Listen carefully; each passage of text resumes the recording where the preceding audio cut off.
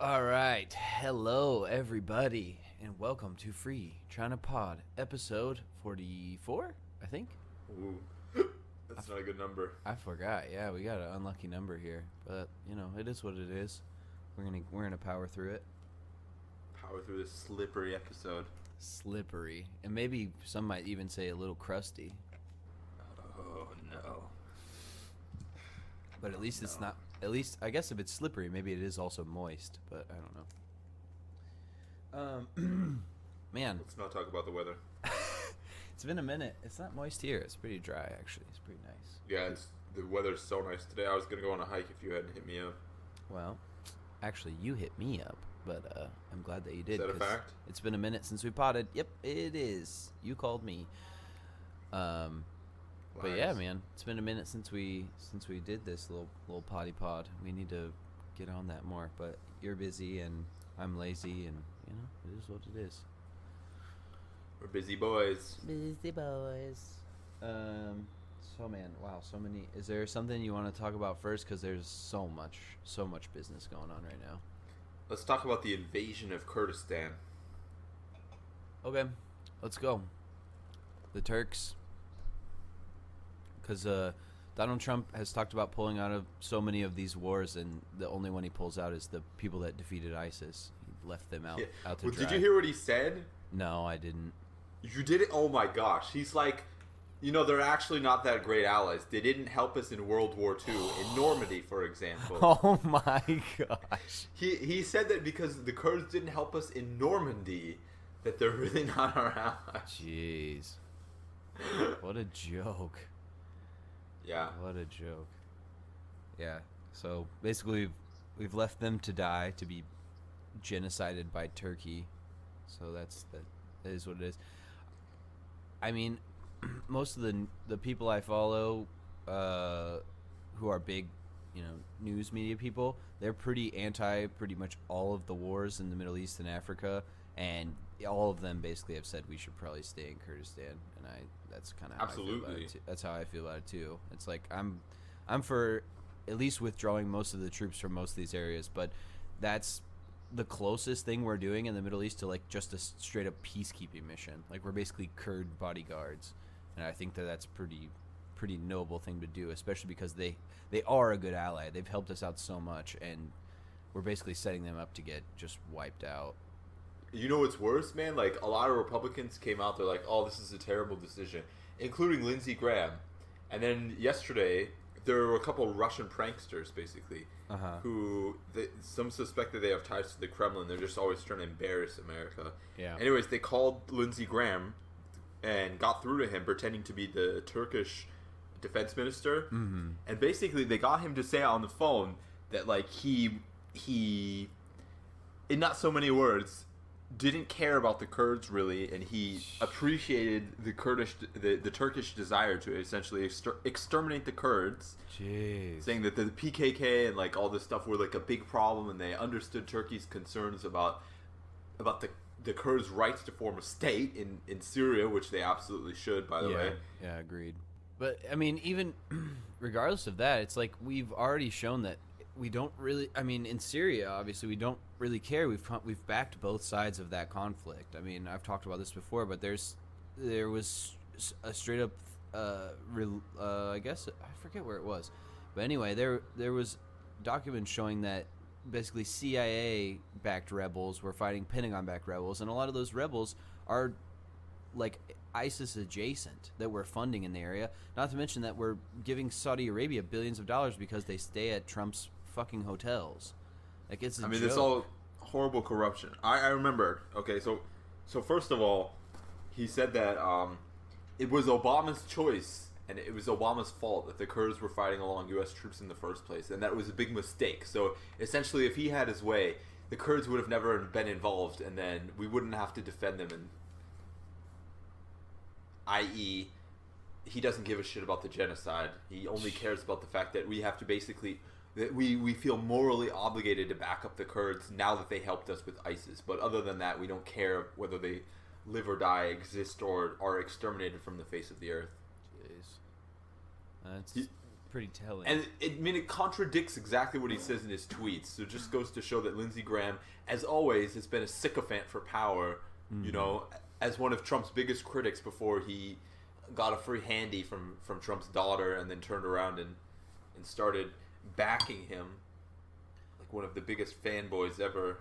Well, I think one of the worst ones is, and I don't know exactly, I didn't look at his tweets because I try to not pay attention to him at all because he is the swamp monster, but Ted Cruz is a beautiful example of that too. I mean, he got cucked so hard by Trump in the election. Like, Trump basically retweeted that picture saying like, don't spill the beans, and showing like a ugly ass picture of Ted Cruz's wife, and he's like, Donald, leave Heidi the hell alone. Oh. And then fucking you're a sniveling coward. Yeah, you're a sniveling coward. And then a couple weeks later, he's phone banking for Trump, and there's a famous picture that everyone can find. Just Google Ted Cruz phone banking for Trump, and he just has his like jowly face, just looking down, looking so dejected, phone banking for Trump, like the world's biggest cuck, and that's what he is. It's true, man. It's disappointing that that's how it is. I mean, and that's not to say that the Democratic Party is much better. I mean, a lot of them are also sycophants for power, like the Speaker of the House, and Nancy Pelosi is kind of a joke too. Like regarding the whole impeachment proceedings, like I don't know. I've heard arguments. I don't know how you feel about this, but I've heard arguments about how because she narrowed the scope of the investigation to essentially only the Ukrainian thing, I think that's kind of an asinine idea. But I've heard people say that because the scope is narrowed, it could be good. But I think that the easier thing to get him on is corruption, obviously, rather than... To be honest, I think that the fact that he called it a joke, the fact that he's gone on TV twice and he's asked foreign powers to intervene and investigate his opponents, and not only foreign powers, but enemy states who have nothing to do with this, first of all, asking Russia to find Hillary Clinton's emails. This is not like a legitimate investigation that Russia has anything to do with. And neither does asking China to investigate Joe Biden in Ukraine. Like, he's clearly asking them to intervene. That right there is impeachable. That's high treason. I think he was. I agree with your point. I think he asked Ukrainian officials to investigate in Ukraine and Chinese officials to investigate in China. He just said investigate Biden. Okay. Well, he wasn't specific. I think right there, that's impeachable. I think asking a foreign power for help, you call it a joke, like, okay, you can't just call everything a joke. I threatened to murder somebody. They trying to put a restraining order, and I call that a joke? No, like, that's legitimate treason. That's not a joke. I totally If you look agree at the context, it's not a joke, and he should be impeached for that alone. I agree. And there's a lot of people out there saying, well, there was no quid pro quo. Yeah, I know. I keep hearing that shit. And that's the thing is, what your point is exactly right. Is that one, you don't even need quid pro quo. I think there is and we don't have. Of course, we don't have the. It's not a transcript. It's It's even if he didn't explicitly say there wasn't quid pro quo, the fact that they were holding up $500 million in military aid at the same time suggests that there was quid pro quo. Yeah, both of us can't say that word right now, but you don't even need quid pro quo. Just asking a foreign government to help you that's treason in and of itself. So the argument is that this is a legitimate investigation to be had, and that he's within his right asking the Ukrainians to whatever take part in a legitimate criminal investigation. That's the Republican standard line. And the Democratic one is not much better because they're just saying, oh, since this is like an illegal thing, like why, like, Joe Biden did nothing wrong, and I think that's not true. I wrote a whole article about it. Everyone can go check that out on FreeChinaPost. It's, what did I title that? Like, they're bad folks, how Biden sold out to China or something. And it talks a little bit about Ukraine, but I mostly focused on China because I feel like that corruption is much more blatant and dangerous.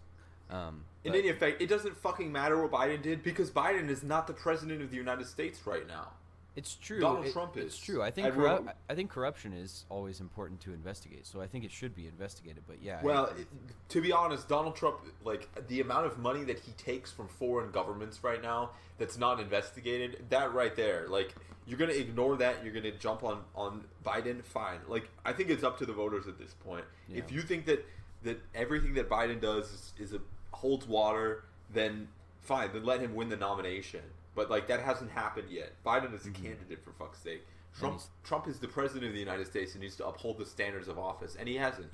He's a traitor and he's a criminal. Agreed. Petty criminal. 100%. Taking money from foreign governments, assisting foreign governments like North Korea, giving aid. Listen, the definition of treason is giving aid to the enemies of the United States. If what he's done for North Korea doesn't constitute that, then I don't know what does. Yeah, I have no pushback on that whatsoever. But I see so many of these moderate to even slightly left Democrats just being like, just defending Biden to the hilt and being like, blah, blah, blah. But my feeling on it is the same thing I had with Hillary. And they would say, oh, well, Hillary is corrupt too. When I would talk about Trump, I'd say Trump is corrupt. They say Hillary is corrupt too. I said, fine, take them both. Put them both in prison. I don't care. I don't have any love for Joe Biden. If he went to jail, there's. I think the point of what they're doing is to try and delegitimize the counter argument that look at Biden, you know. It's whataboutism bullshit, but yeah, I think you're right. Well, he took that straight out of Russia's playbook. Yeah. No. You think Russia's bad? What about Trump? Yeah. They're both bad guys. Lots of bad guys. Bad guys everywhere. There's bad guys on both sides, everybody. But yeah, so I guess we'll see where that goes. I mean, the impeachment thing is going nowhere. I mean, it could go somewhere, and there's all these. There's been a couple Republicans or former Republican lawmakers that have come out. One of them was Jeff Flake. Jeff Flake said if there was an anonymous impeachment vote, there would be in the Senate 30 Republicans that would vote for impeachment, and then there was another Republican lawmaker that came out after that and said if there was the same thing, there would be 35. But that's all. It's just talk, and it's like it doesn't matter because it's not an anonymous vote, and it's just not gonna. I don't think there's almost any way that impeachment is going to pass in the Senate. So yeah, well, I don't have a problem with them going forward with it, and actually I kind of think it's a good idea. But the way that Nancy Pelosi is going about it, because she like Trump is a serial bungler, just only cares about money and power. That I don't think there's going to be anything that comes of it. What I think the purpose right now of impeachment is to censor that kind of behavior, though. True, and I think there's a good argument to the fact that this will stop all of the gross legislation that's not, and there hasn't been a lot of legislation under Trump. Most of it's executive orders, but it will hold up the whole push for this deregulation and things like that. It's going to stall everything, and it's going to reveal Trump's corruption more and more. In retrospect, I was reading a book. Sorry, finish. I was just going to say the problem is limiting the scope doesn't deal with a lot of the corruption, like with Saudi Arabia and things like that. Go ahead. I was reading a book recently. The book review will post tomorrow. Basically, talking about the breakdown of American norms and government and stuff like that. And they were kind of making the point that impeachment, without being able to pass the Senate, without actually removing Trump from office, would not be effective, and it would effectively increase the breakdown of like norms in the United States and of law and order. But I think that I disagree with that, and I made this point, and I think that the norms have already been broken down with the 1990s when they tried to impeach Bill Clinton for like this sodomy thing. Like basically the norm breakdown has completely taken place, and if Bill Clinton can be impeached by the House for like a sodomy case, and Donald Trump cannot be for soliciting election assistance from a foreign hostile government, then there's been a complete breakdown of norms. America's beyond help. Donald Trump needs to be impeached at this point. You know, if we've already set the standard at Bill Clinton, I mean, I would agree with you. But that's again goes back to my thoughts on limiting the scope. If they were to start with Ukraine and every week roll out some new thing where they're like, okay, yeah, and also, you know, he had the military stop over at his resort in, what was it, Scotland or Ireland, when they should have stopped in the capital. Oh, and also he Saudi officials stayed in his hotels. They changed their hotel plans and stayed in his hotels, and then received a fucking $1 billion weapons package. Oh, and also, then I think that would work. But when you limit the scope, I think, yeah, do it. But limiting the scope is shooting yourself in the foot, and I don't understand why the Democrats have to constantly just like get flags thrown on themselves just for stupid things. You should write an article outlining all the details of these corruption cases. Yeah, I could be down with that. And then forward it to Pelosi. Yeah. How about this, Nancy? At Nervous Nancy. That's her Twitter handle. Nancy. That's what Trump calls her now. Really? Yeah. I didn't know that. That's hilarious. That's her new nickname, Nervous Nancy. I've said this before, and I still kind of feel bad about it, but Trump is the funniest U.S. president of all time, and I wish he wasn't so funny, because some of the stuff he does, I laugh so hard, and then I'm just like, oh, this is actually disastrous for the United States, but it's so funny. And it's like what? I couldn't tell you like a specific thing, but like his tweets and stuff, like cucking Ted Cruz, that was hilarious. Just like doesn't care, like he doesn't care. He's just like an old man who just like tweets, and like that would be, there's Ted Cruz. He cucked him so hard, but it's just like the fact that he's president is disastrous. But if he was just an old man tweeting, I think he could have a ton of followers and be like a big presence on Twitter, and it would be funny. Like just some old like losing his mind guy, just like fucking doing Addy lines on the fucking mirror in the bathroom while he fixes his hair for 3 hours in the morning. But it's just, yeah, as president, it's hell yeah, brother. It's very problematic. But what was there's something else. I don't know. There's a lot of stuff going on with like the presidential things right now.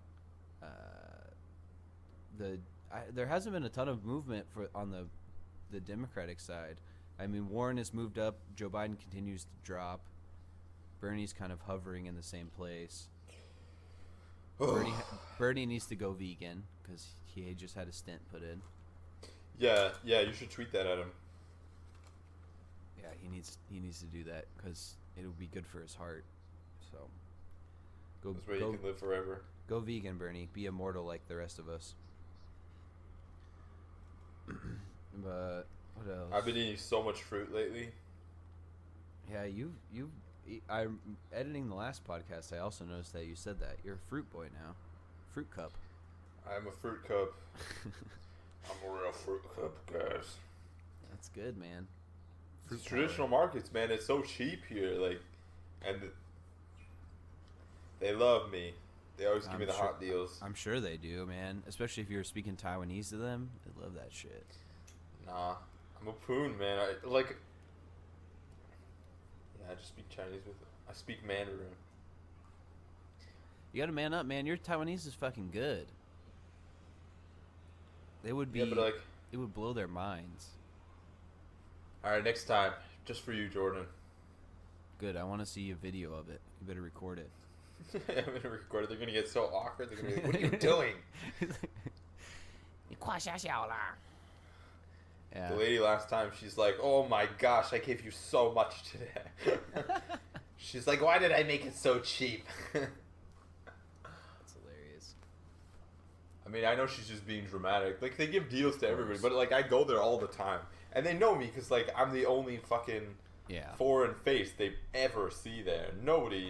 There's nobody at the traditional markets that's a foreigner. No, of course, not at all. There's nobody at the traditional markets who's less than 40, for that matter. I was They're going to all say old most of them are old people, yeah. So to have a young person and a foreigner, it's like, whoa. Yeah, it's whoa. It's a surreal experience for them, I'm sure. Because, yeah, whenever I go to the only young people I see at the traditional market, like, for instance, in Longtan or close to my house, it's just, like, these, like, grandchildren, basically. It's, like, old, like, grandpas and grandmas taking their grandchildren to the traditional market. It's never, like, a person our age. Never. So, Never.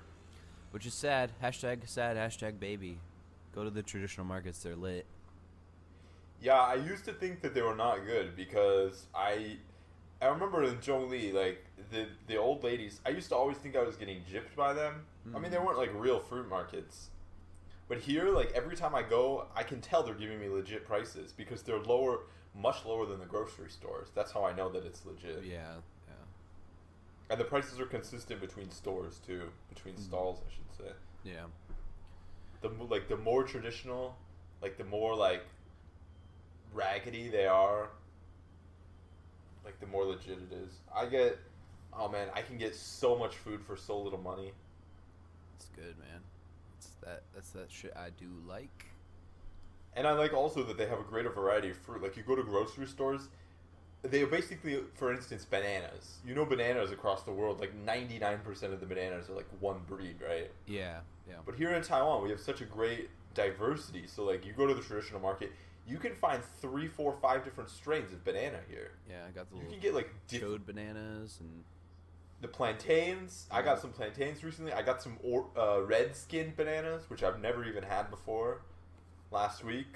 Sick. I got some like not chode. I would say like thick bananas. They're like a little shorter and like a lot thicker than regular bananas, and they taste basically like plantains. They're totally different flavor. That's cool. Because to be honest, I don't really love a regular banana. These alternatives are much more delicious.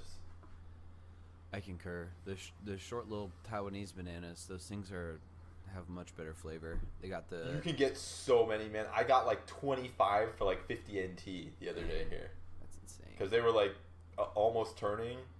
Sometimes Yeah. she'll just give me them for free if she just has like leftover ones that are like a day out. So just be like, take them. It's good, man. They love it. They love it. I love it. Everyone loves it. We got all the tropical stuff, man. I get all the nice papayas right now. Mangoes are starting to go out, but papayas are hot right now. I don't like. What do you call it? papayas. Pomelos are in right now. Yeah. I've been getting red pomelos. Pomelos are hot, and one of our friends, who's also in Kaohsiung, whose name I shall not utter because I'm afraid he'll be afraid, he said that he got a bunch of pomelos, and he said that his Taiwanese friends said that the longer you keep them, like the sweeter they get, and like they're good for like months, basically, which is insane. They're not because I had some in my fridge and they started turning. That's in your fridge, though. I know the ladies at the one of the stands I used to go to when I would buy pineapple. They would be like, "Don't put it in the fridge. Like, leave it on the counter. It'll stay better for a lot longer." Maybe for pomelo. Yeah, maybe. I don't know. There's so many here. I'm not sure, but yeah, I've seen a grip of pomelos out here too, and pomelos There's are just fire. like trucks filled with them all the time here. It's the Moon Festival leftovers, man. I mean, it's just because they happen to come in season at this time, but Yeah, it's true. it's just not my favorite fruit if I'm being honest. I usually won't go out of my way to buy them, but if people give them to me, which they usually do during Moon Festival this time, I'll eat them. I like them. I think they're good. They're like a little bit of work, which is unfortunate, but I think they're good. I like them. It's like a sweeter it's like a grapefruit, but like a little bit sweeter. I think they're Yeah. fire. I'm on board with them because like grapefruit, I always want to put sugar on, but like that's really unhealthy. But like Oh, a no. pomelo, I can just smash, and I just love it. I like grapefruits, but they're just not very flavorful, to be honest. I mean, pomelos are not very flavorful. Grapefruits are much more juicy. Pomelos are a little bit too dry for my taste. That's fair. They are a little dry, but I don't know. I still rock with the pomelos. I like that stuff. We have to talk about a number Vegetables now. a number of vegetables. I've been killing vegetables.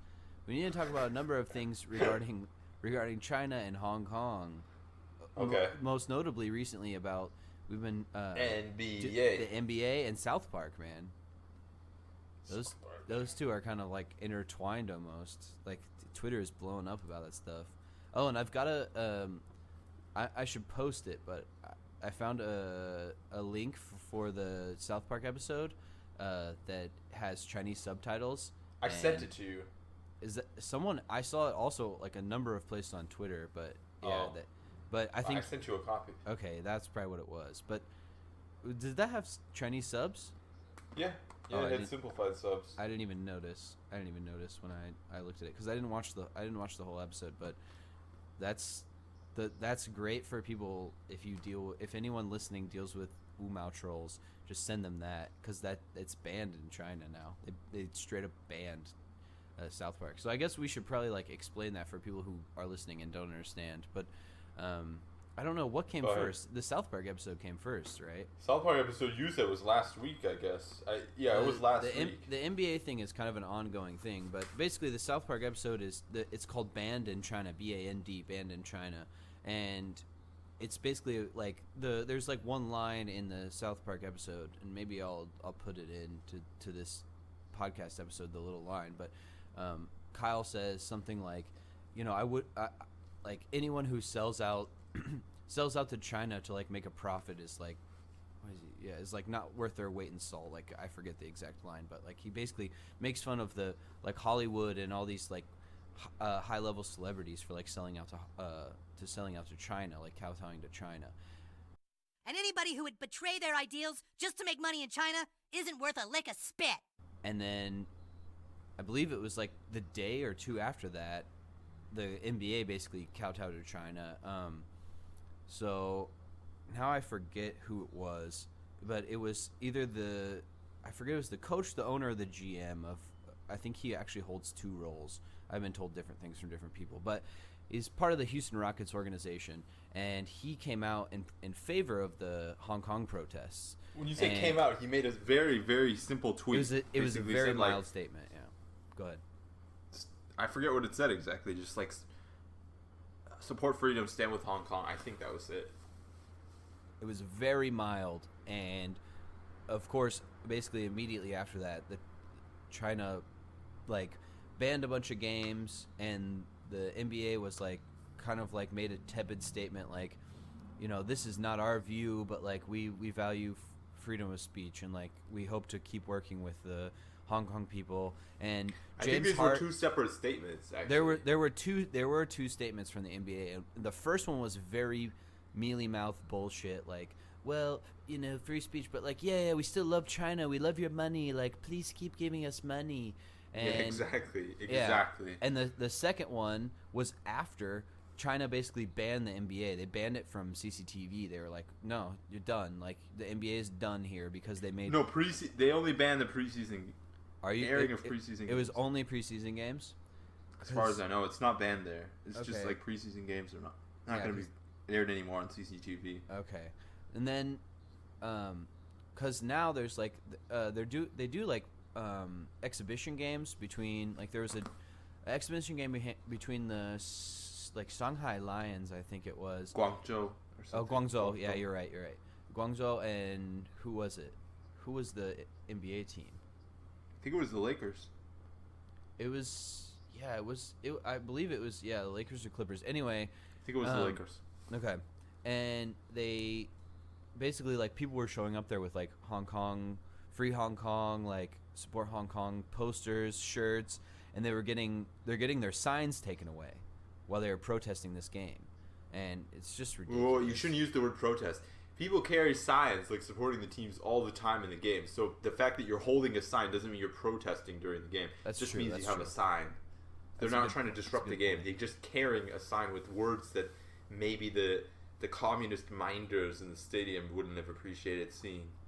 Yeah, exactly. That's a very good point. I should be careful about the words that I use. But yeah, they're basically just holding signs in support of Hong Kong, and there's videos all over YouTube of like people getting their signs taken away, or like, getting told to like sit down and stuff. And it's a joke, man. And I would like to say fuck James Harden. Fuck that guy, man. He came out right after his GM or whatever coach made this statement, and he was like, "We love our Chinese fans. We love you so much." And it's just like, fuck you, dude. You sound like Michael Jackson. I love the fans so much. It's just the fans. The fans are so great. They're so great in China. I love them. I love them so much.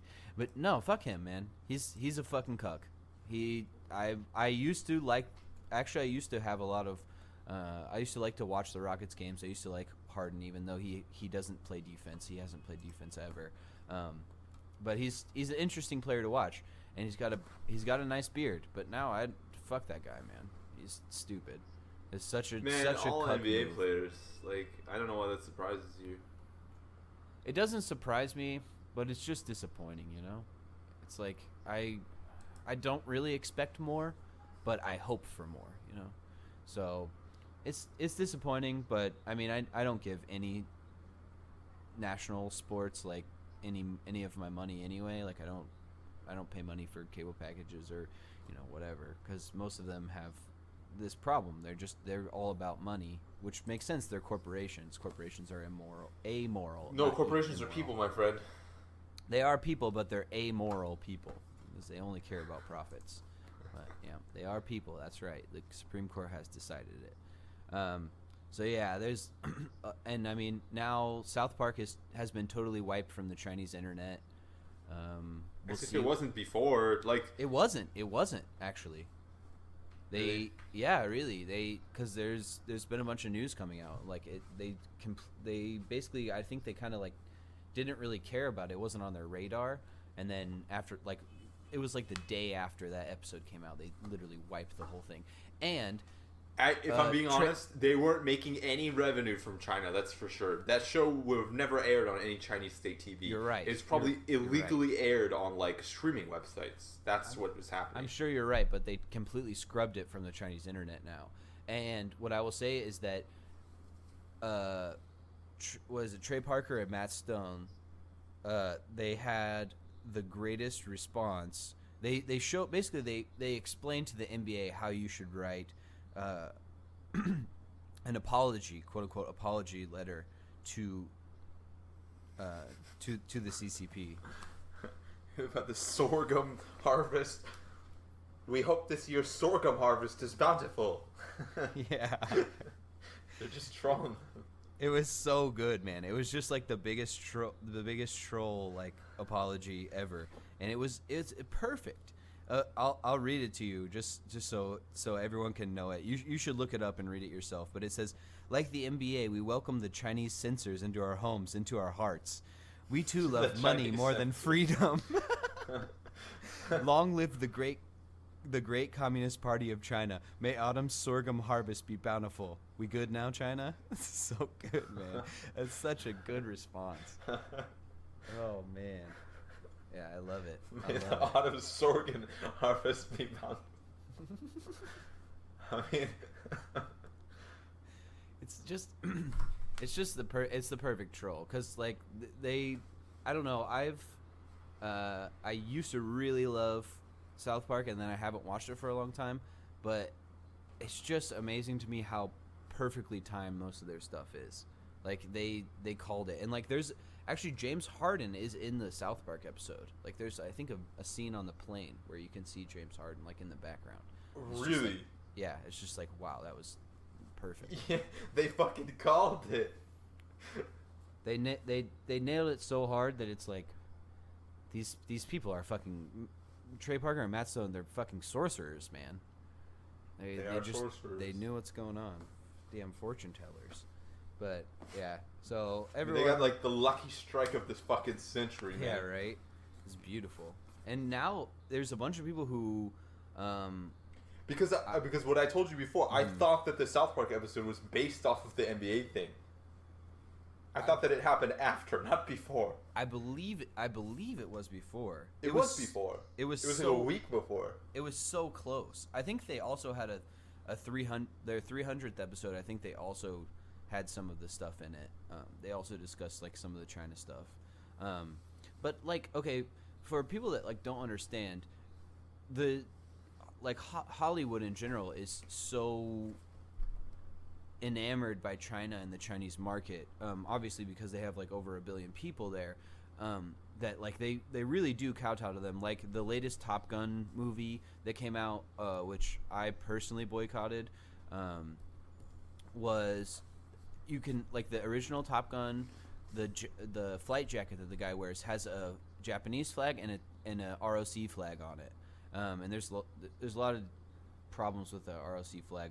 I just went through a bunch of it yesterday because yesterday was 10/10 day, which is like Taiwan's birthday, but not really Taiwan's birthday. ROC's birthday. It's ROC's birthday. It's a real.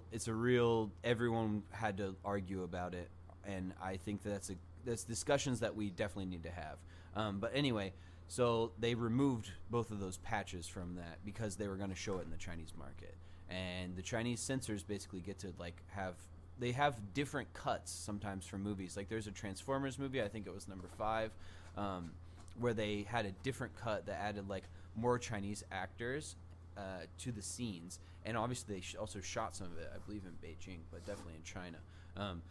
And China only allows like 33 something like that, 30 something American films to be shown in China. So everyone's vying for those spots because it's billions of dollars in revenue that comes up. So a lot of these blockbuster movies that you're seeing, they're doing a lot of cuts and also going through Chinese censors to make sure that they'll be approved in China. So people need to be aware of that, and you need to be careful about the films that you give money to. I give very few films my money anymore, but you need to be very careful and very informed about the films that you see, because a lot of them are directly kowtowing to China. It's very frustrating. That's kind of what the whole South Park episode was about, just to give people who maybe aren't paying as much attention to that whole thing a little more information. Just laughing about the PC babies back in South Park. Did you ever see those episodes? No, I know about PC Principal kind of, but I never actually watched it. PC Principal had a bunch of kids, and they became PC babies, obviously, and they started a band called the PC Babies. That's what they make reference to in the episode. The manager's like, I manage all of South Park's hottest acts, PC Babies, and then he just stops because that's it. That's it. That's hilarious. Well, the only band I like is Cartman and Kyle's band, because they're gonna finger bang in Dear Life. Oh, jeez, that was so old. I was like, why are they bringing this back? I was so glad that they're like, I can't do this, because I was like, oh man, this is like that's 1997 really stuff. Yeah, that's like in elementary school stuff. But it's not funny anymore. I have students that are younger than that episode. Yeah, for sure. Same here. I think all of your students are younger than that episode. I have 40. I have students that are significantly older than I am, but yeah, most of my students are younger. But yeah, man. So that's getting crazy. Hong Kong now is escalating. They're arresting tons of people. I saw some stats today. It was like thousands of people have been arrested basically since the 1st of October, which was China's National Day, the CPP's birthday, where CPP comes out and goes, we're 70 years old, but also 5,000 years of history, and but we're 5,000 years old, but we're 70 years old, and Taiwan's part of China, but Taiwan is not. We don't really know what we're saying. Is like kind of what they do. But so it was CCP's birthday. Fuck CCP. Fuck Mao Zedong. And so since that happened, there's been a ton of crackdowns. They basically shut down the MRT in Hong Kong. It's been pretty bad. There's been a huge crackdown. It's been pretty brutal. There's also been a lot of more sightings, like we've talked about this before, of the petrol bombs being thrown, and basically being, a lot of them are more or less confirmed to have been Hong Kong Police Department. And now there are other videos of like Hong Kong police force straight up like being recorded in like alleys, like switching clothes to like dress up like protesters and then going out and like starting violence. They did the mask ban, and now so it's like banned, and masks are banned, but there's like stipulations about it. So like I think it was what's his name, Joshua Wong. I think he was like arguing with the police about like, actually I can wear a mask because like I fit this and this profile, and like I'm not under this, blah blah blah. And so now there's like a bunch of arguments, but there's straight up videos of Hong Kong. I saw one where there's these young couple. I assume they're a couple. It was a man and a woman. They were probably late teens, early 20s. And they were just wearing like masks like you wouldn't if the pollution is high. And the one cop is like running down the street and he just points at them and they spear them to the ground. Like they just go and tackle them like it's the fucking NFL. It's insane. It's just complete chaos there now. They're psychopaths, man. I don't understand how that province. I shouldn't say the province. I don't understand how that free, independent country. It has not completely broken down by now. If I were like a young person in Hong Kong, I would be trying my hardest to get the fuck out, honestly, because I don't think that place has a future anymore. I think a lot of people are trying to get out, but also I think a lot of people still view it as their home, and they want it to survive. If that was the case, I'm not like pro-violence guy, but basically civil war is like basically the only option right now, which is essentially what's happening. Yeah, they're very close to that. I mean, most of the protesters still are nonviolent, which is like one of the most admirable things you can say in when I say history. War, I mean like disobedience. I'm not saying like go murder cops. I'm saying like shut down the functioning of the city, because you can't just like pretend that nothing's happening. It more or less has shut down, and I've heard reports, and these are just on Twitter, obviously, so take it with a grain of salt. But there were estimates of like up to 1/4 to 1/3 of the police force are actually also joining in the protest when they're not on duty. So that could cause, if that's true, the motorcycle sounds are on my end. If that's true, that could create like a huge breakdown in the very near future. If cops start protesting too, it's a wrap for the Hong Kong government. They have nothing, because they're just gonna call in the fucking troops, man. They could call in the Chinese troops, but I don't know if Xi Jinping already has so much egg on his face from this whole situation, and there are also rumors, again, grain of salt, about internal CCP politics that she has handled everything, including Hong Kong and also other international issues, so poorly that he really bungled them. But what I'm saying is that the Chinese are masters of like, we think of in terms of these binary things: crackdown, no crackdown, like democratization, no democratization. But that's not how things really work on the ground. So instead of democratization, they give them these little piecemeal things. Instead of a crackdown, I don't think they're gonna send the troops in and start mowing people down. They would be a lot more subtle. They're gonna send in Chinese troops in police uniforms, basically, and pretend that this is added police forces. Well, they already kind of have done that. There's been a lot of videos where basically Hong Kong protesters have been going up to these cops and like talking to them in Cantonese, and the officers can only respond in Mandarin. And there's also videos of the like commanders, HK police force commanders, like commanding their troops in Mandarin. So it's kind of allegedly already happening. Yeah, but I mean, they could do it in a lot greater extent. Like every single day at night, basically enforce a curfew. There are different ways that they have to crack down without making it look like a Tiananmen style crackdown. Well, and they're shutting down the MRT now. Like basically, the MRT is unoperational most of the time. So they're definitely doing it, but I think it's gone too far for these Hong Kong people, and what I mean by that is that they're done with it. Like they've already like basically rescinded the law, the extradition law that was the original catalyst for these protests. But the people have 5 demands now. Now they kind of have 6 because they also want to repeal the mask law. But they have 5 demands now, and that's the big hashtag and the big chant that all of them give now is they say 5 demands, no, not one less. And so they're not going to accept that, and until that happens, I don't see this slowing down. I wrote an article though. I don't think that it's not. I don't think anything's gonna happen, to be honest. Did you read my article? I did. Fanboy. No, you confused little. Everyone else should Monster. read it. I've been writing my own article about Huang Qi, a dissident in China. So been doing a lot of research for that. But I will read it, I promise. What's the name of the article? I think 70 years. Oh, that one. Okay, yeah. I know which one you're talking about. The point was basically that I did skim that article, to be fair. I did read parts of it. Oh, man. Anyway, the point was basically that China doesn't really care about Hong Kong at all. That basically, their bigger... they care. This is all symbolic, so they don't care about whether Hong Kong succeeds or fails. They care about whether they can dominate it.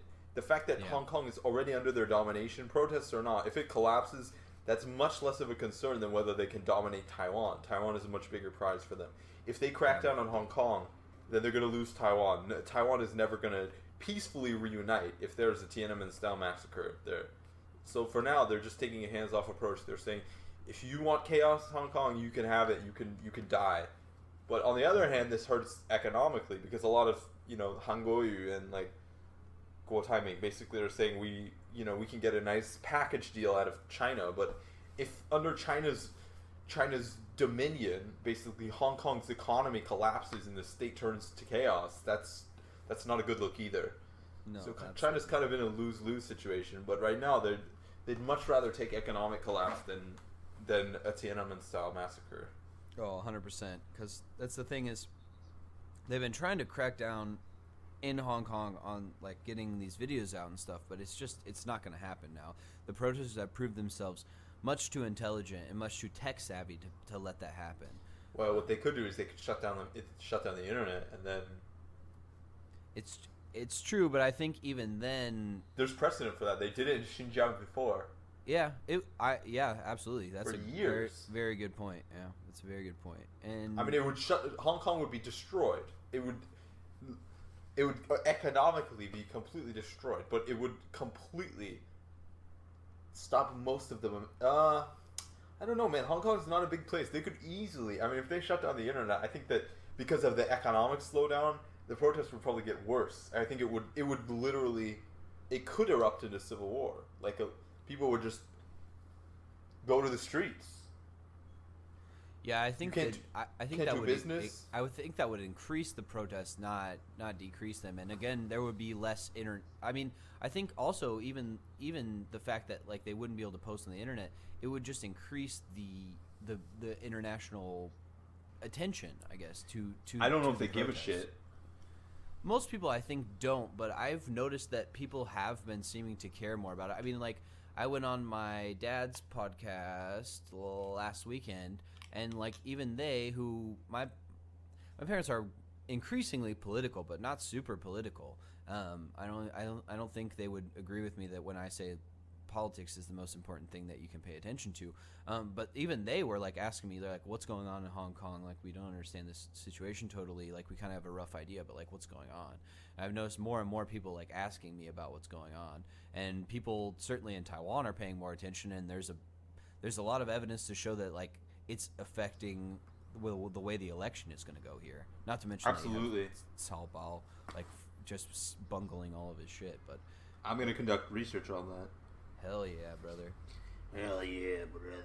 I got access to this database, which basically sorts all like social media, and when I say social media, I mean Facebook, because it's the primary thing in Taiwan. Like all Facebook data, so you can you can basically quantify all the posts, every single post based on keywords, and see how many likes it got, like all that kind of stuff. Nice. Yeah. Analytics. Lots and lots of analytics. So, and I have access to it until right before the election, so I can try and. That's sick, dude. Yeah. That'll be shout out Zhongshan University. Yeah, Zhongshan. That's pretty awesome. Are you gonna post your findings on FCP? I'm gonna try and get them published. So. But Do yeah. both. Do both. I mean, I'm gonna publish like an abstract on FCP for sure. Yeah, everyone needs to be following FCP. There's been a lot of hot articles coming out, mostly from Ari, but Vera also wrote some, and I've written a couple, and I have one coming up soon. You have one that will be released tomorrow, so AKA probably it should be up by the time this podcast goes up.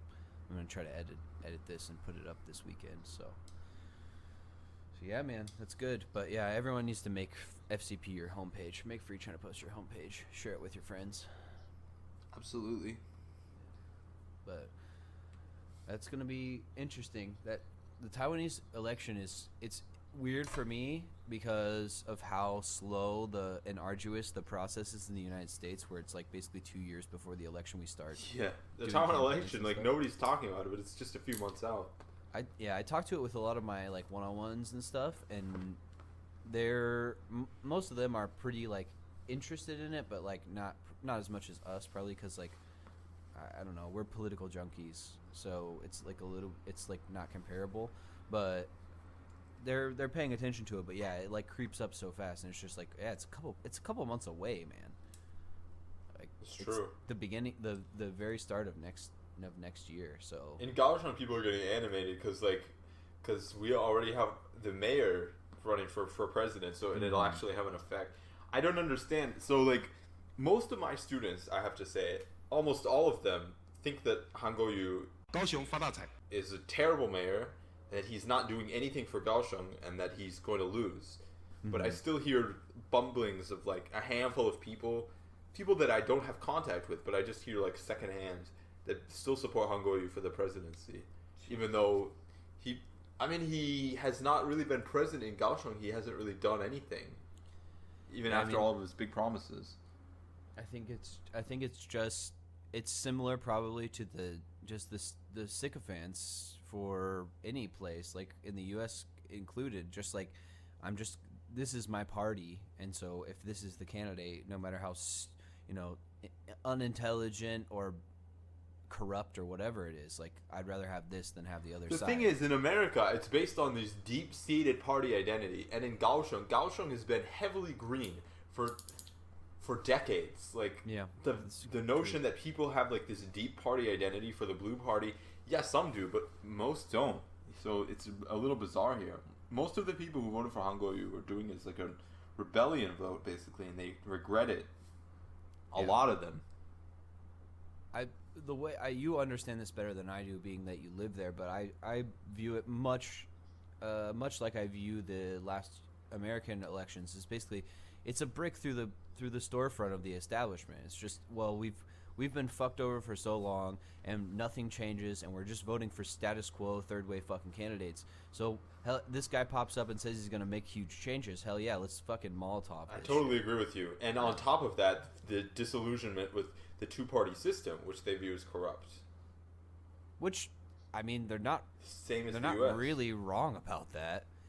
But I mean, at least in Taiwan, also a big thing that like people who pay attention to Taiwan probably know about, but most people probably don't, is now they're having like this whole discussion about Tsai Ing-wen's dissertation and about how she's like not a doctor. There's a bunch of fake news, even though I hate that term, but there's a bunch of fake news about that now, and it's just being peddled by deep blue KMT sycophants. So that's really annoying, but it is what it is.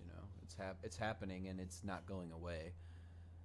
No matter how much evidence they have, it's Obama's birth certificate 2.0.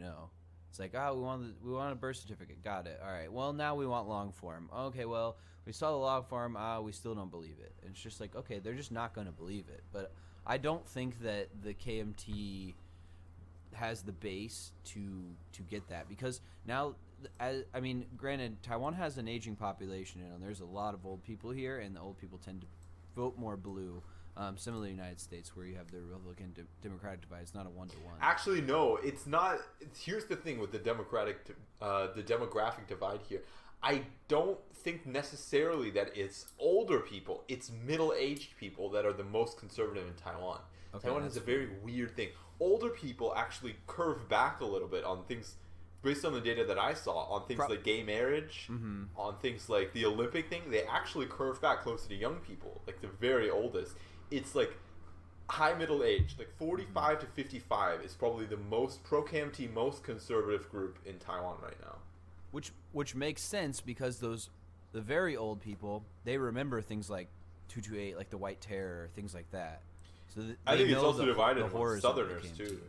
I totally agree with you. Yeah. Southerners got it a lot worse than Northerners, because I remember talking to our North America editor, Ichun, saying that because her father grew up in Kaohsiung, basically his opinions of the KMT were totally different than like the northern people that I had heard, basically that under their rule it was kind of a scary thing, this like deep sense of control that is, was fucking martial law, man. There's no, I mean, that's authoritarianism at its finest.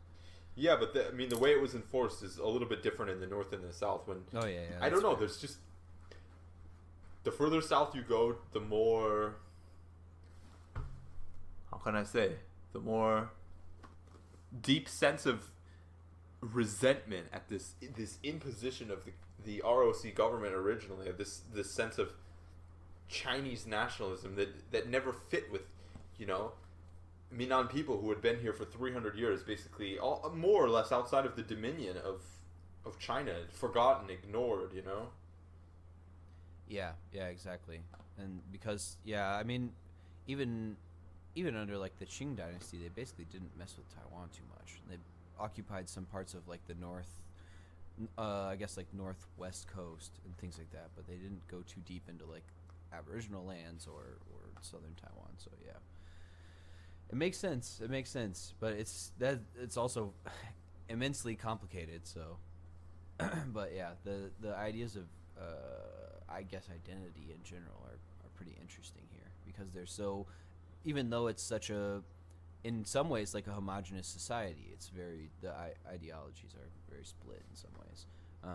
But I honestly, But from I think all it's more and more starting to resemble like an American style democracy where these identities are not as much ethnic. They're getting more and more fluid. So that whereas 20 years ago it would be inconceivable that the KMT could win in the South, now it's kind of like a protest vote is enough to push people to vote basically against their ethnic group. Mm-hmm. It's And when I say ethnic group, I mean that loosely, but yeah, of it's changed. for sure. And I think I mean, I'll send you this podcast, but there's a very interesting podcast about just how do I want to say this? Just the wedding, I guess, of political ideologies and like how they've shifted in the United States. Because I mean, as anyone who's like even an armchair historian / political person in the United States knows, like there's been numerous parties, and also party affiliation has shifted. I mean, with the political flip, like in the United States in the 1970s, 1980s, actually down into the 1990s. But now you have this political allegiance that are just like so hard to strip. Whereas like even 30, 40 years ago in the United States, like you could have someone who's like a racist white supremacist in the South voting for the Democrats, these Dixiecrats. Well, that's because of what these different parties stood for. The parties have changed. It's true, and that's the thing, is they've kind of morphed into these like I don't even know how I want to say it, like these archetypal like monoliths where people have just like gone like, okay, now this is the thing, and like now your identity is almost tied up in this. Whereas years before, you could have a Democrat in the North and a Democrat in the South, and they have like totally different ideologies in a lot of ways on social issues and things like that, but they would still vote for the same presidential nominee. Whereas you should now, read this book that I just read, that I wrote a review on. What is it? What's the name? How Democracies Die. Ooh, I would like to read that. That sounds I can lend it to you. I think I get like 2 months at the library. It's a library book. Just don't mess it up. I could. I've been reading more. I'm reading a history. I'm going to use the same word, monograph. But it's not really a monograph. But a historical tract right now that's like I find very fascinating. A lot about it's called Doomed to Repeat.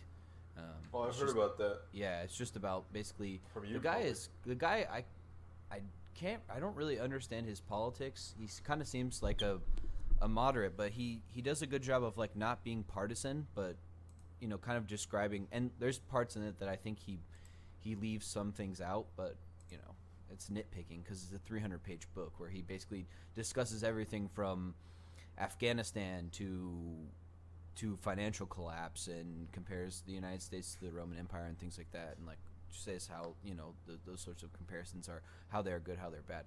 But it's a fascinating book, and I've really been enjoying it. So I'm trying to get back into reading more because before this, I had just been basically reading Chinese books or not reading at all, just reading Twitter like a bum. Well, then you should check out this. I'd be down, man. Yeah, just We'll maybe trade. I can. Yeah, I would be down for a little trade. Or I'll see you this weekend. Are you done with it? with what? Your book No, but I could probably finish it before tomorrow? Sunday? Well, Sunday is not tomorrow. Sunday's the day after tomorrow. What time does Abby work until tomorrow? Hold on. Let me see. Abby, when do you get off tomorrow?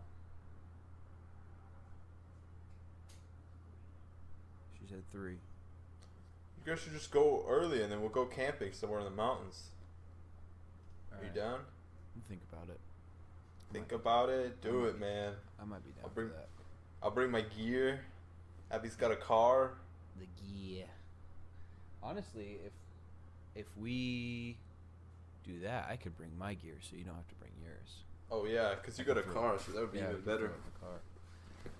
All right, we'll discuss this off pod. This is not podcast material.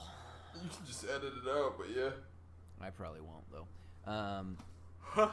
But yeah, so yeah, I would be down to check that out. I want to read some more. I want to read more Taiwanese history because like I know quite a bit, but I would like to read some more detailed accounts of Taiwanese history. But it's hard to find English books about Taiwanese history. Yeah, Wikipedia. Just Wikipedia, man. It's true. I want to read some. I like reading that's why I like reading like history books is because, like when you get the detailed, like the really in-depth historical tracks about like, okay, this is like these personal stories and stuff. I really like that stuff where it's just like, oh, this small incident that is representative of the overall movement. Like I like that kind of stuff. I was reading recently because I went to Shaliocho about Shaliocho's history. I didn't realize it was so dark that like basically Shaliocho's history was marked by a couple of Dutch ships that basically shipwrecked in like the coral reefs there, and then everyone on board was massacred by the Aboriginals. And so then the Dutch decided to retaliate, so they went to the island. They trapped all the Aboriginals in the caves. You know, the Ugui Dong. Yeah. They trapped them all in the caves and then sealed it up and then put sulfur and burned it for 8 days to suffocate them. They killed like 300 like men, women, and children. Dang, that's insane. Yeah, I didn't know that at all. And then Meirendong, also, I guess there was like a girl who lived there with her father, and then her father died, like a Han Chinese, whatever person. Yeah. And then the Aboriginals found her and tried to take her away from her father's body, and she bit her tongue in half and killed herself. Oh my goodness. Yeah, so there's a lot of dark history in that island. Yeah, that's dark. I like reading that stuff. Of course, it's like that's sad as fuck, but like that's interesting historical stuff. I agree, man. I got some of those manhua trends, so I'll bring some next weekend. Okay. For I'm you guys. down. I got spicy flavor, I got strawberry flavor, and I got brown sugar. Give me that spicy.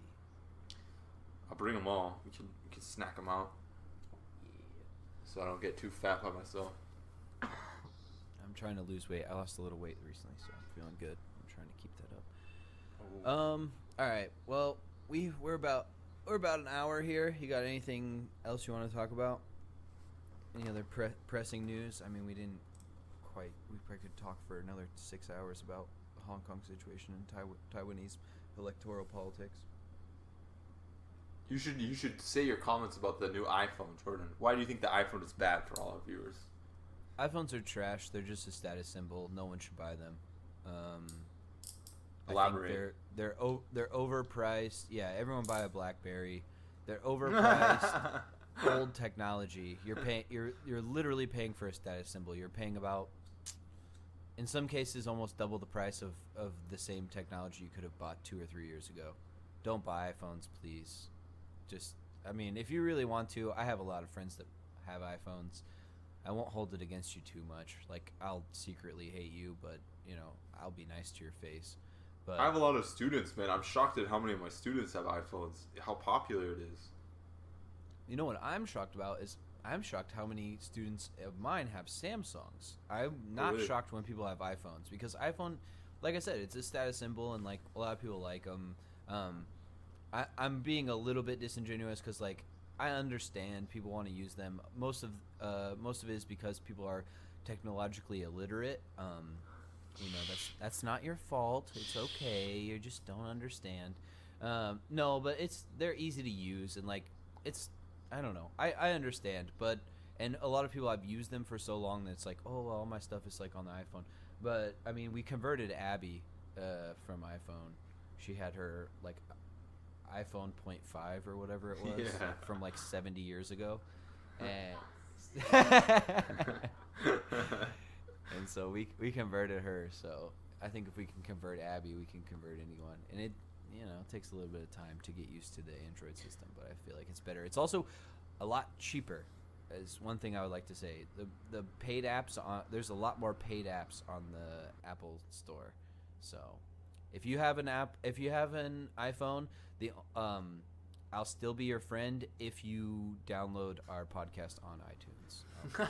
I'll look past your foibles and your downfall, but of owning Apple products. But I almost stopped being friends with you, Ari, when you bought a MacBook. Sure you did. I could not be friends with you. I wouldn't have any friends in Taiwan.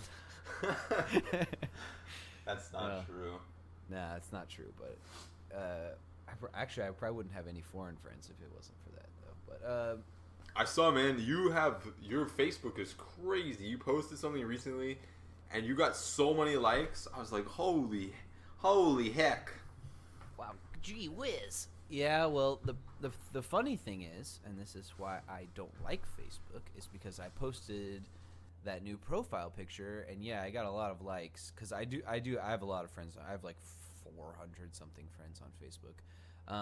That's not that many. The fact that you got that many likes is crazy, though. I'm a popular guy. I'm a popular guy, What can I say? I took that pic for the record. You did. Photo credit Ari on that hot pic that most of you will probably never see. It was a good picture. I like that. That's why I made it my profile picture. And my mom got mad because my old profile picture was me as a baby and her, and she's like, "What the fuck? Like you replaced me with a goat?" I was like, "Sorry."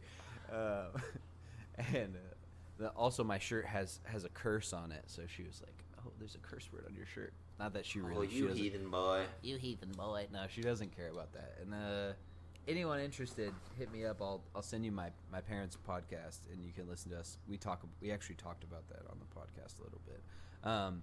But yeah, the thing I was gonna say is that makes me angry because I got that many likes on just a profile pic, but when I post and the views, you can look at like how many views you got, like how many people saw it.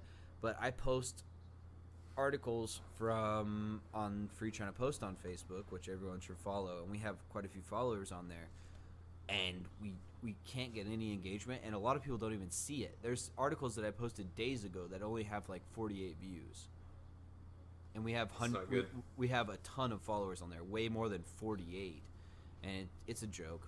Facebook is not good. All they care about is monetization. Twitter is a much better thing in my opinion. You need to post more memes on Instagram because Instagram's okay. I'll think about it. All right, I'll send you some. I've been trying to make some. Did you post the ones I made? No. The underpants gnomes. I can't log in, man. I can't log in because I don't have to log in, and I have a new phone again. I'll send it to you. Do you want it right now? I'll just put it on the podcast. No. I don't want to log in on this phone. We can wait till I get a new phone. Who can log in fastest? You. No, I'm saying we'll put it on the pod and see if one of our listeners can log in before us, and if you log in before us, you just get ownership of the FreeChinaPost Instagram. That's not a good idea. No, that's not gonna happen. I'm just kidding. All right, you have get ownership. You control it now. There's just like some asshole listening, just like posting like fucking like white supremacist memes or some bullshit. All right. Ooh. Don't do See, that. that's why I kind of want to get one of these new hot phones so I can do lots of editing on there. I don't want to buy another cheapo phone, man, because I feel like if I buy cheap stuff, I treat it like garbage. Buy a Samsung, bruh. Yeah, but they're so close to the end of the cycle, man. Then just wait. You know how important my cycles are. I'll give you a phone. Cycles are important. That's true. I won't disagree with you there. All right. Do we have anything else we want to talk about on here? You got any other pressing political news? Historical news? Dietary guidelines? Go read Ari's article about the study, the meat study. Yeah, you want to talk about that? I mean, yeah, we can. I mean, did we already talk about it? I talked to my dad about it, I think. I think we talked about it off mic. It's just, I mean, it's just bullshit. Like, there's not that much to talk about. Ari's article for everyone, just go to FreeChinaPost, and you can find it either. But it's called Annals of Internal Medicine, Bad Science. It's a good article, just basically talking about how, you know, these stupid researchers are trying to act like meat is perfectly fine and you should eat more of it. It's dumb. It's just dumb stuff. But it's not. It's literally the same as eating diesel fuel mixed with cyanide. If you're gonna eat something so cancerous, you might as well eat something more fun than meat. God. Lead. Well, lead is not cancerous. You Toxic. could eat some lead paint. I mean, lead paint I heard Chromium. is delicious. You know, just do something more fun. Yeah, I already did some Japanese mainline blowfish. some mercury or something. You know. Oh shit, man. Oh shit. Oh shit. You know that elemental mercury is actually not as toxic as inorganic mercury. Really? Yeah. It's What's the reason elemental for that, mercury chemist boy? It's not very reactive, so it'll basically get excreted from the body pretty quickly before it can cause too much damage. Inorganic mercury is a lot more toxic, so like mercury compounds. But like the silver mercury that comes in thermometers, not to say that it's not toxic, but it's not as toxic as other forms of mercury that we don't think about. I just want to take some out and play. I always just want to play with it because it's so cool. You know that it's Liquid metal. play with it with your It's bare hands. What do you play with it with? You just put gloves on. Here's the thing, mercury, to a large extent, it absorbs through the skin, but it's also toxic because it's constantly evaporating at room temperature. Mercury is volatile at room temperature, so you're actually inhaling it while you're playing with it, and it's toxic in that form too. I know. I mean, I'm not gonna do it obviously, but I just think it's just cool. telling you. Yeah, I know. That's good. That's good. It's good to know.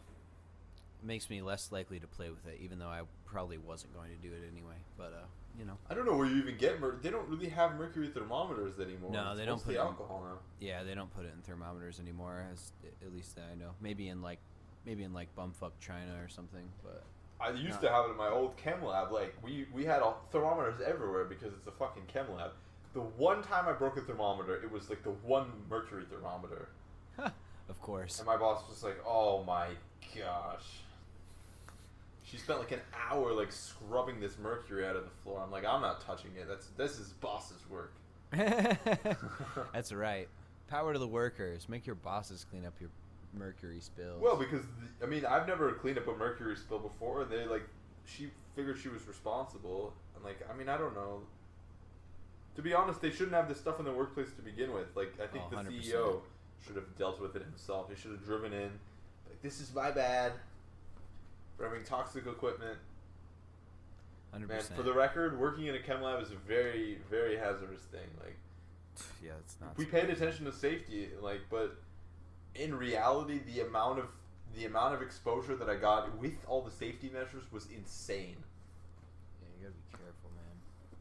Like these chemicals, we would wear like a full fume hood, like, you know what I mean? They have these $5,000-$10,000 fume hoods that take out these chemicals, so that you don't breathe in these small amounts. Yeah, the particulates and stuff. Here's the thing: that shit penetrates gloves. So on more than one occasion, I would accidentally spill a little of it. It would go straight through the bloody glove and right into my skin.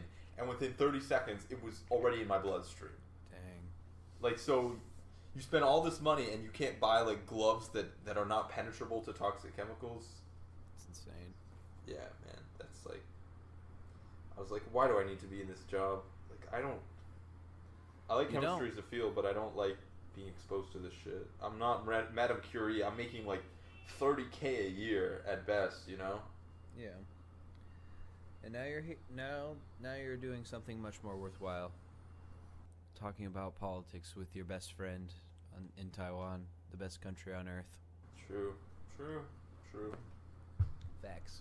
We only come with the hot facts. All right. Is there anything else? I'll talk to you more afterward, but we should probably wrap it up. All right. Bye. Bye, everybody. Don't forget to follow us on everything. You know, all the good stuff. We love y'all. We appreciate you listening. But follow us and email us.